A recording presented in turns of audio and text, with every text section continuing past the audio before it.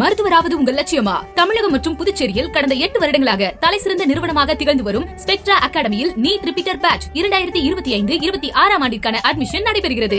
பாமக நிறுவனரும் தனது தந்தையுமான ராமதாசிடம் அன்புமணி ராமதாஸ் மன்னிப்பு கோரியுள்ளார். தலைவராக இருக்க உரிமை இல்லையா என்று கேட்கவே தனக்கு அவமானமாக உள்ளது என்று ராமதாஸ் வேதனை தெரிவித்திருந்த நிலையில் ராமதாஸ் தேசிய தலைவர் எனவும் திருவள்ளூர் மாவட்ட பொதுக்குழுவில் அன்புமணி பேசியுள்ளார்.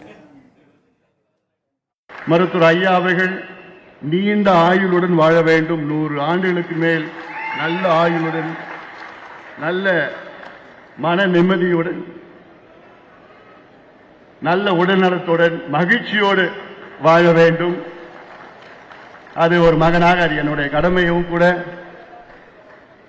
மருத்துவர் ஐயா அவர்கள் என் மீது ஏதாவது கோபம் இருந்தால், ஐயா அவர்களே தயவு செய்து என்னை மன்னித்துக் கொள்ளுங்கள்.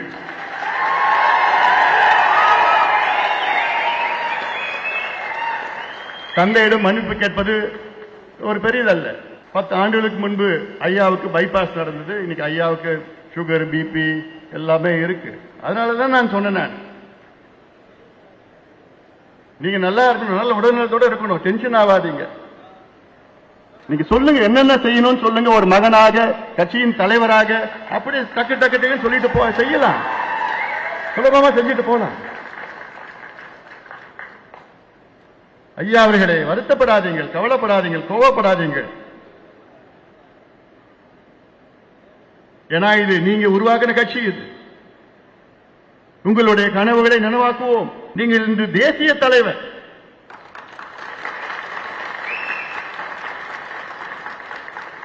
கடந்த ஆண்டு பாரத பிரதமர் மோடி அவர்கள் வந்து சொன்ன வார்த்தைகள் என்னால் மறக்க முடியாது. ஐயா, இந்தியாவிலே மூத்த அரசியல் தலைவர் ஐயா அவர்களே என்று சொன்னார். தமிழ்நாட்டில் சொல்ல, இந்திய அளவிலே அந்த மதிப்பு மரியாதை எல்லோருக்கும், எங்களுக்கு மட்டும் எல்லோருக்கும் இருக்கிறது.